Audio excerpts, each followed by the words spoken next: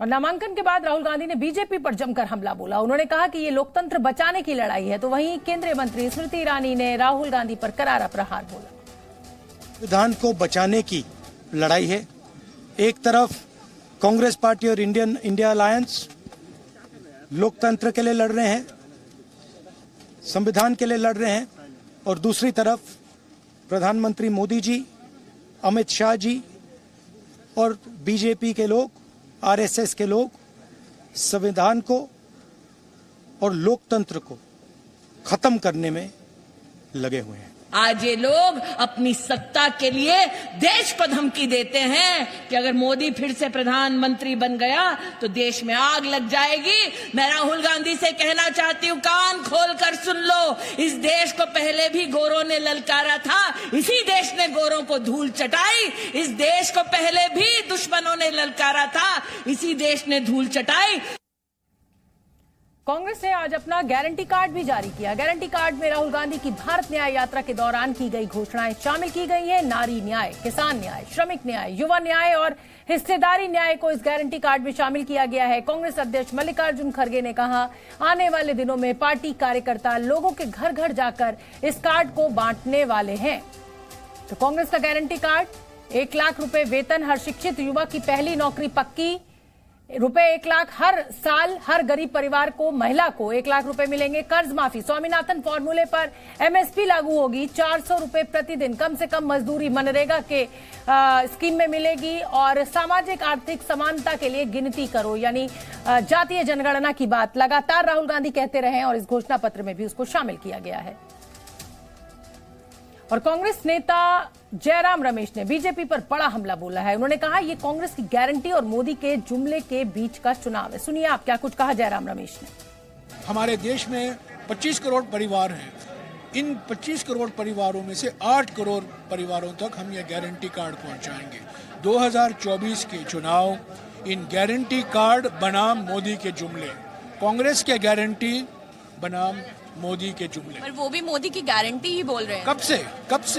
कब से गारंटी शब्द इस्तेमाल कर रहे हैं। प्रधानमंत्री, जब राहुल जी ने पहली बार गारंटी की बात की कर्नाटक में, हंसी मजाक हुई, हंसी उड़ाई उनकी।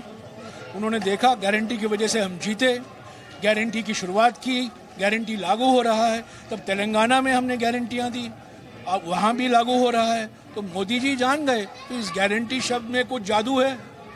तो अभी खुद ही गारंटी, मोदी की गारंटी खुद थपथपा कर कह रहे हैं, पर वो गारंटी नहीं है। असली बात देखिए, 10 साल में क्या अनुभव है, किसानों का क्या अनुभव है, महिलाओं का क्या अनुभव है, युवाओं का क्या अनुभव है, सारे के सारे जुमले हैं। 10 साल अन्याय काल, वो हकीकत है।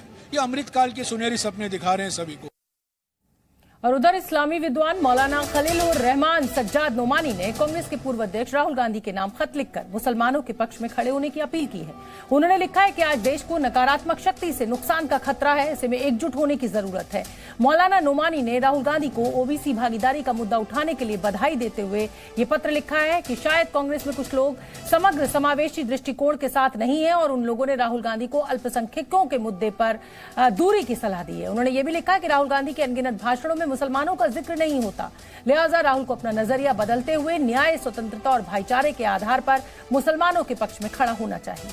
और नोमानी के राहुल गांधी को खत लेकर लिखने पर कांग्रेस का जवाब है कि वो संविधान के हिसाब से अल्पसंख्यकों के हकों के लिए काम करती रहेगी। वहीं बीजेपी ने इस पर पलटवार किया है। हमारे संविधान में जो अल्पसंख्यकों को अधिकार दिया गया है उसका हम पूरा समर्थन करते हैं, 70 साल से करते आ रहे हैं, और उसको पूरी तरीके से। ऐसे तो संविधान हर नागरिक के लिए मायने रखता है, सब नागरिकों को वो अधिकार देता है, और संविधान को सुरक्षित रखना। अल्पसंख्यक मुस्लिम समाज की बात की जाए, जिसको कांग्रेस पार्टी और समाजवादी पार्टी ने आजादी से लेकर अब तक केवल वोट बैंक के चश्मे से देखा, उस मुस्लिम समाज को समाज के मुख्य धारा से जोड़ने का काम ईमानदारी से किसी ने किया तो प्रधानमंत्री नरेंद्र मोदी जी ने किया। सबका साथ सबका जो विकास का जो नारा था, उस नारे के जो केंद्र बिंदु थे वो हमारा अल्पसंख्यक मुस्लिम समाज था। क्योंकि आजादी के बाद इस मुस्लिम समाज का राजनीतिक इस्तेमाल तो हुआ, लेकिन कभी भी इनको सामाजिक और आर्थिक रूप से सशक्त करने का कोई भी ठोस कदम ना तो कांग्रेस ने उठाया, ना तो समाजवादी पार्टी ने उठाया।